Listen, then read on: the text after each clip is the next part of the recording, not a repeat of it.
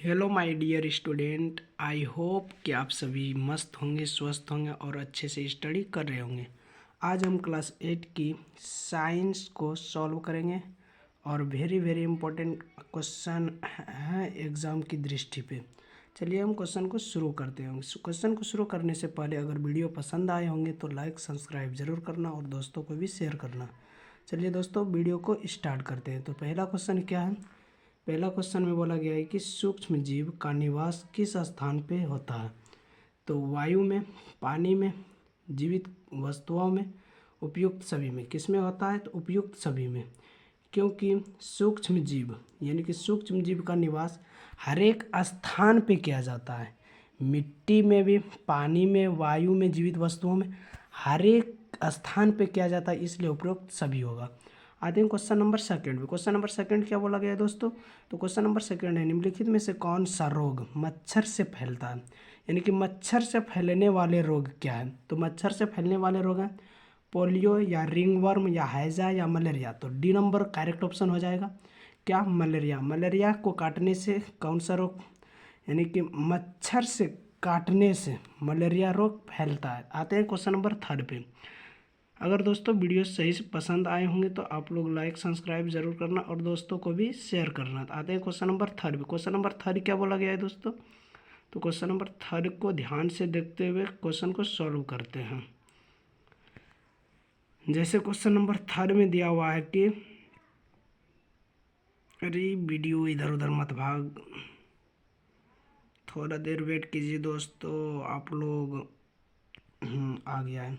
जैसे कि आया, बायोडीजल के निर्माण में कौन सा सूक्ष्मजीव सहायक है? यानी कि बायोडीजल के निर्माण में कौन सा सूक्ष्मजीव सहायक है? तो इसका करेक्ट ऑप्शन हो जाएगा, पहले देखते हैं, प्रोटोजोआ, जीवाणु, शैवाल, कवक। तो इसका करेक्ट ऑप्शन हो जाएगा सी, शैवाल हो जाएंगे। क्योंकि बायोडीजल के निर्माण में सूक्ष्मजीव शैवाल पाया जाता है, इसलिए करेक्ट ऑप्शन सी हो जाएगा। तो आगे चलते हैं क्वेश्चन नंबर 4 पे दोस्तों।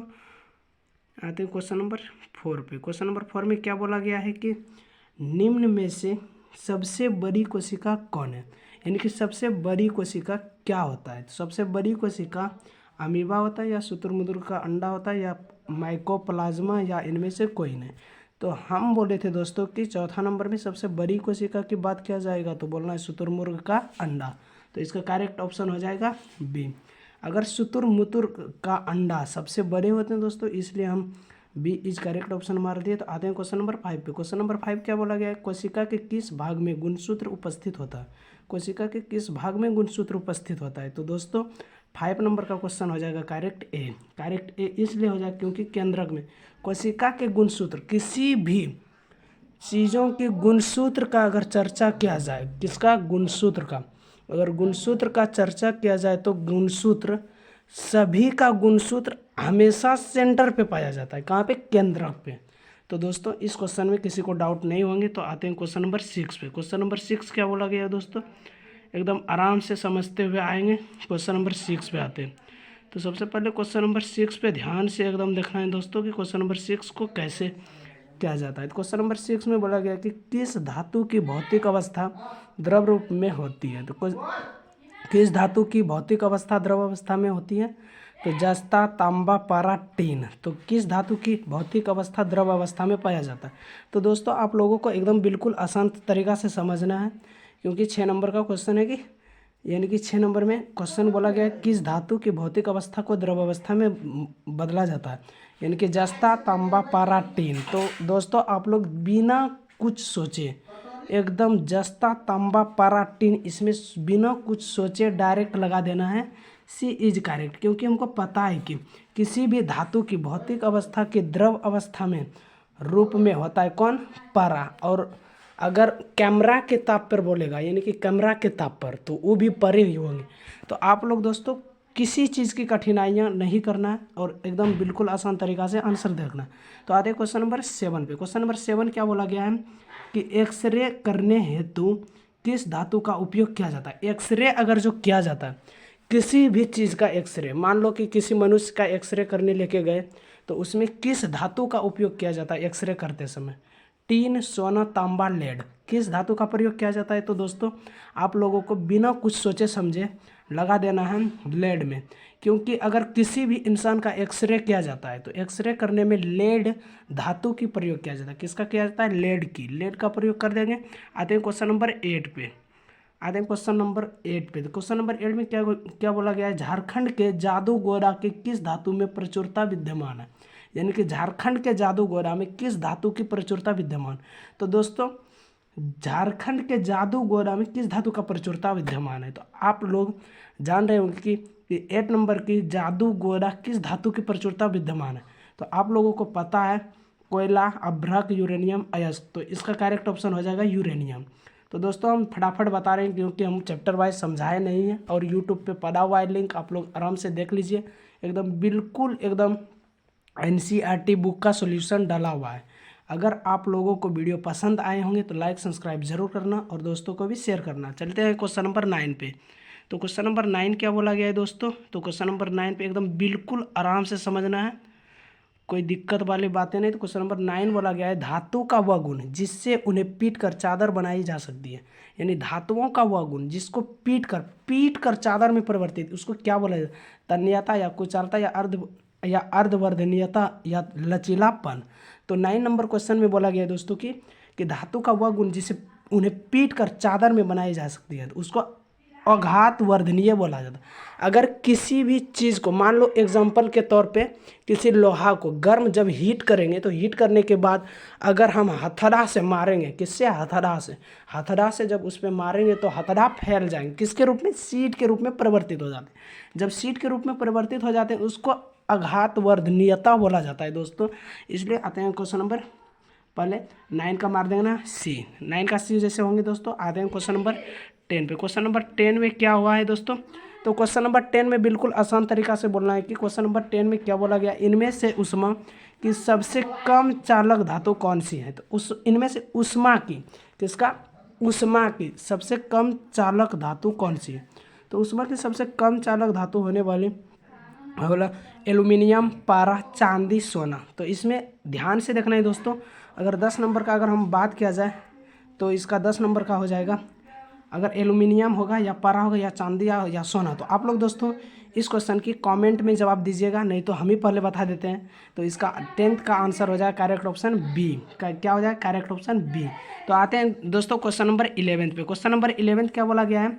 निम्नांकित में कौन सा घोल विद्युत का कुचालक है? तो निम्नांकित में से कौन सा घोल विद्युत का कुचालक है? नींबू का रस या नल का पानी या सिरका या आसुत जल? तो दोस्तों बिना कुछ सोचे समझे आप लोगों को माइंड में यह बात चलाना है कि धातु में अगर बात किया जाए कि निम्नलिखित में से कौन सा घोल विद्युत का कुचालक है, तो नींबू का रस, नल का पानी, सिरका, आसुत जल। तो दोस्तों बिना कुछ सोचे समझे एकदम अपना माइंड लगाना है कि कौन सा ऑप्शन सही होंगे। तो देखिए दोस्तों अगर हम 11 नंबर की बात किया जाए तो इसमें नींबू का रस दिया, नल का पानी दिया, सिरका दिया, आसुत जल। तो हम जब पढ़ा रहे थे तुम लोगों को ध्यान में रखते हुए मरवाए थे आसुत जल। क्या होगा? आसुत जल। तो दोस्तों आप लोगों को टेंशन नहीं होंगे, तो हो जाएगा करेक्ट ऑप्शन आसुत जल। तो दोस्तों टेंशन नहीं लेना है। थोड़ा सा अपनी जो शहर सब में है ना, तो थोड़ा सा बच्चों लोग की आवाज़ आते रहेंगे, तो इसमें वीडियो में किसी को कन्फ्यूजन नहीं होना चाहिए दोस्तों। तो इससे टेंशन लेना नहीं है, क्योंकि बच्चे लोग जो है ना तो हड़बड़ करवे करेंगे, तो इसलिए आप लोगों को तकलीफ नहीं लेना है। थोड़ा सा आवाज़ विदाउट और जो भी अलग लड़का या लड़कियों की आ रही आवाज़, उससे आप लोगों को टेंशन नहीं लेना है। आते हैं क्वेश्चन नंबर 12 पे। तो क्वेश्चन नंबर 12 पे क्या बोला गया है दोस्तों? किसी धातु का इच्छित धातु की परत निक्षेपित करने की प्रक्रिया क्या कहलाता है? देखिए दोस्तों हम बोले थे कि डेफिनेशन भी डालेंगे एग्जाम सेंटर पे, तो दोस्तों इसमें डेफिनेशन डाल दिया गया है। इस पे आधारित तुम लोगों को टेंशन नहीं लेना है कि हमसे ये क्वेश्चन नहीं बनेंगे, और हर एक क्वेश्चन ऐसे एक भी क्वेश्चन है जो कि नहीं आप लोगों को करवाया गया। तो दोस्तों इतना सिर्फ याद रखना है कि किसी धातु की इच्छित धातु की परत निक्षेपित करने की प्रक्रिया क्या कहलाता है? तो विद्युत लेपन या ऑक्सीकरण या जस्तीकरण या विद्युत अपघटन। तो आप लोगों को दोस्तों ये क्वेश्चन की मालूम होगा कि विद्युत लेपन क्या जाता है भैया जी, क्या जाता है? विद्युत लेपन। तो आगे चलते हैं क्वेश्चन नंबर 13 पे। क्वेश्चन नंबर 13 क्या दिया हुआ है दोस्तों? क्वेश्चन नंबर 13 एकदम बिल्कुल आसान तरीका से समझना है। क्वेश्चन नंबर 13 पे क्या दिया हुआ है दोस्तों? चलिए थोड़ा सा वेट कीजिए दोस्तों, क्योंकि 13 थोड़ा सा ऊपर चला गया था क्वेश्चन ना। तो क्वेश्चन नंबर 13 पे आते हैं।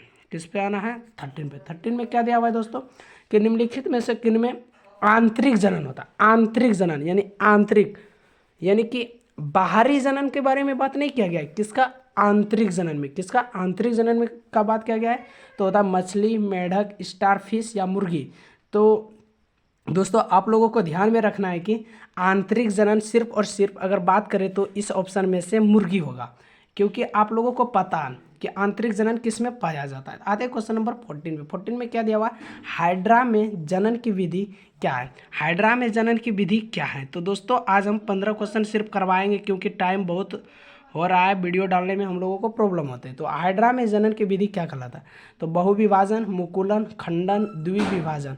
इतना अगर नहीं समझाते दोस्तों ना तो इतना देर टाइम नहीं लगते। तो आप लोगों को कन्फ्यूजिंग टेंशन नहीं लेना है। तो आते हैं दोस्तों क्वेश्चन नंबर 14 में। 14 में क्या दिया? हाइड्रा में जनन की विधि क्या कहलाता है?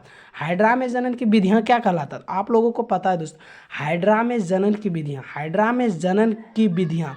तो दोस्तों हाइड्रा में जनन, हम बोले थे कि हाइड्रा में जनन की विधियाँ मुकुलन कहलाता है। या हाइड्रा बोले या ईस्ट बोले उसमें टेंशन नहीं लेना। हाइड्रा बोले या ईस्ट बोले उसमें टेंशन नहीं लेना, डायरेक्ट मुकुलन में लगा देना आँख बंद करके। तो आते हैं क्वेश्चन नंबर 15 पे। E2 अंतिम क्वेश्चन करवाएंगे दोस्तों, क्योंकि टाइम बहुत हो चुका है। और थोड़ा सा आप लोगों को, हमको पता है कि पारिवारिक संबंध में थोड़ा सा हल्ला हो रहा था, जो कि आप लोगों को वीडियो में थोड़ी सी आवाज़ आता होगा। तो हमको क्षमा करना, क्योंकि वीडियो बनाते समय थोड़ा सा कोई आ चुका था, जो कि आवाज़ इस रिकॉर्डेड वीडियो में आ चुका है दोस्तों। तो आप लोगों को टेंशन नहीं लेना। आते क्वेश्चन नंबर 14 में बोला गया था कि पृथ्वी की सतह की ऊंचाई को बढ़ने के साथ साथ वायुमंडलीय दाब क्या होता है? यानी कि पृथ्वी की सतह से ऊंचाई जब बढ़ता है तो उसके वायुमंडलीय दबाव क्या होता है? तो इतने क्वेश्चन एकदम बिल्कुल इजी है, घटता है बढ़ता है दोनों, इनमें से कोई नहीं। तो कौन सी ऑप्शन से हो जाएगा दोस्तों? तो सिंपल सी बात, अगर पृथ्वी की सतह की ऊंचाई बढ़ने लगता है तो उसका वायुमंडलीय दाब घटता है। सिंपल सी बात है, कुछ नहीं था दोस्तों क्वेश्चन में, बिल्कुल ईजी था क्वेश्चन। तो अगर दोस्तों आप लोगों को वीडियो पसंद आए होंगे तो लाइक सब्सक्राइब जरूर करना और दोस्तों को भी शेयर करना। अगर आप लोगों को क्लास 8, 9, 10 और 12th की तैयारी करना है तो आप सभी रामप्रीत स्टडी सेंटर को सब्सक्राइब करके रखें। और साथ में ही अगर आप लोग 8th, 9th, 10th और 12th की PDF लेना चाहते हैं तो सिर्फ और सिर्फ एकदम 12th की प्राइस सिर्फ और सिर्फ 499 रुपीज़ है। कितना है? 499 रुपीज़। अगर आप लोगों को पैसा पे करने में प्रॉब्लम आ रहे हैं, अगर आप लोगों को पैसा पे करने में प्रॉब्लम आ रहे हैं तो इस नंबर पे कॉल करें। किस पे? 6204915850। इस नंबर पे संपर्क करें और आप लोग जानकारी ले लें कि कैसे हम पैसा पे करें।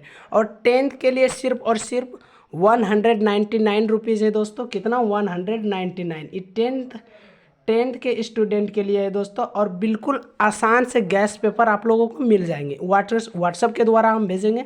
व्हाट्सएप पे आप लोग देख लीजिएगा कि कैसा क्वेश्चन है। तो चलिए दोस्तों आज वीडियो को यहीं रखते हैं। जय हिंद।